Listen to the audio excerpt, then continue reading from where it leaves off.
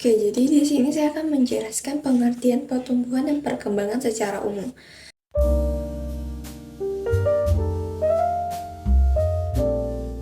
Secara umum, pertumbuhan dan perkembangan adalah dua proses yang berbeda, namun berjalan beriringan pada makhluk hidup. Yang pertama, pertumbuhan. Pertumbuhan adalah proses menuju ke proses penambahan ukuran, volume, massa, dan tinggi. Pertumbuhan ini bersifat kuantitatif, dapat diukur dengan angka, dan irreversible, tidak dapat kembali ke keadaan semula. Yang kedua, itu adalah perkembangan. Perkembangan adalah proses menuju tercapainya kedewasaan atau kematangan fungsi organ. Proses ini bersifat kualitatif, tidak dapat diukur dengan angka, dan ditandai dengan adanya perubahan struktur dan fungsi organ, serta organ menuju ke keadaan yang lebih kompleks dan sempurna. Cara simpelnya, pertumbuhan itu misalnya seorang bayi, dia tumbuh menjadi tinggi dan berat, itu termasuk pertumbuhan. Contoh perkembangan itu seorang bayi, dia awalnya tidak bisa berjalan, menjadi bisa berjalan, dan menjadi dari tidak bisa berjalan, merangkak, dan menjadi bisa berjalan. Jadi saya akan menjelaskan pengertian perkembangan dan juga pertumbuhan pada tumbuhan.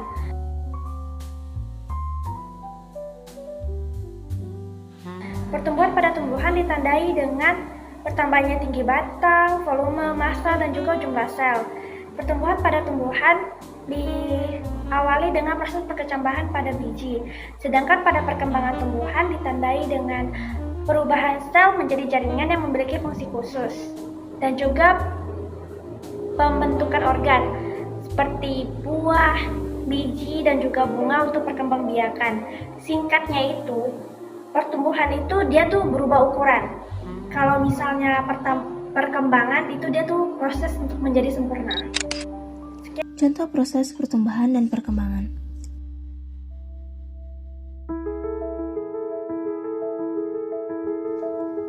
Proses tumbuh kembang tanaman itu sangat mirip sekali dengan perjalanan seorang anak kecil yang sedang beranjak dewasa.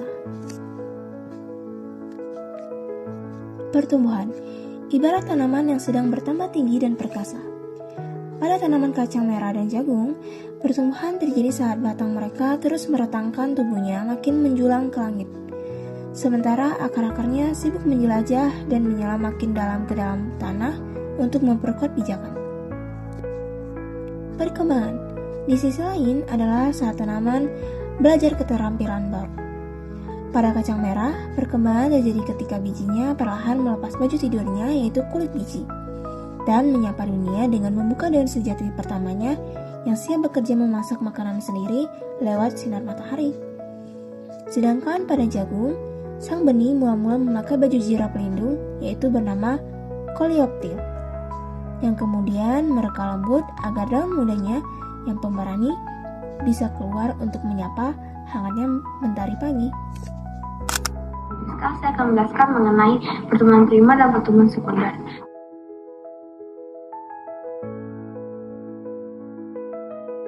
Yang pertama yaitu pertumbuhan primer adalah pertumbuhan yang terjadi karena aktivitas meristem primer apikal yang terletak di ujung akar dan ujung batang.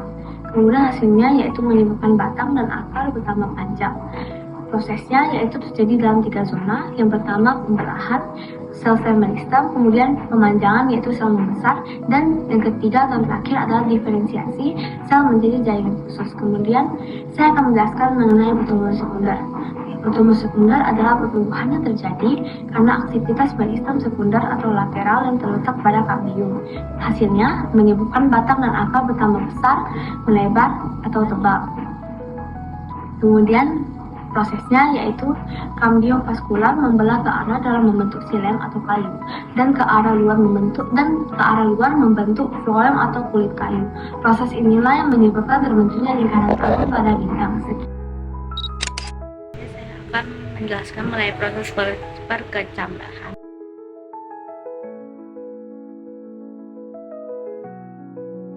proses percambahan ini dimulai setelah selesainya masa dormansi.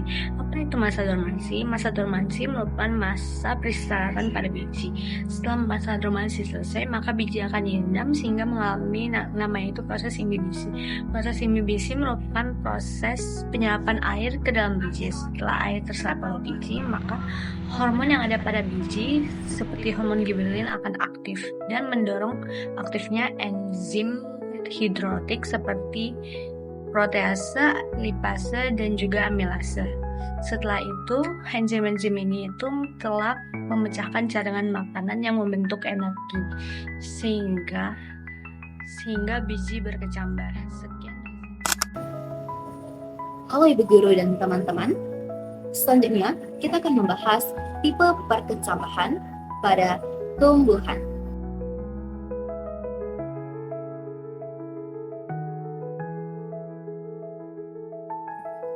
Pembahasannya cuma satu, posisi kotiledon atau keping bijinya setelah biji tumbuh.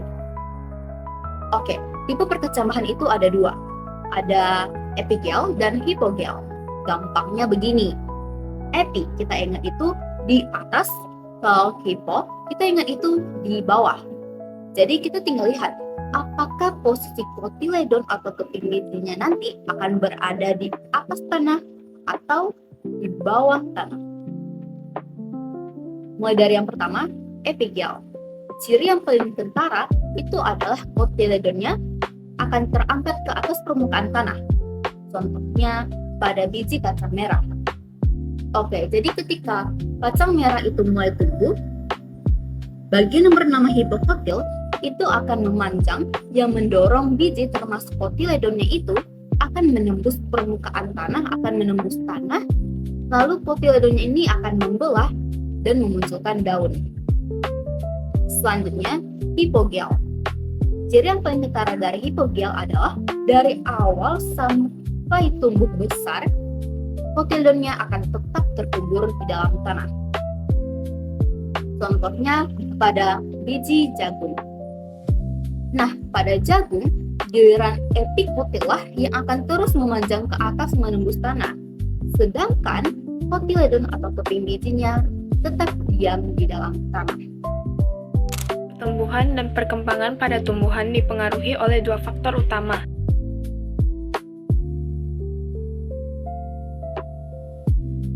yaitu faktor internal dan faktor eksternal.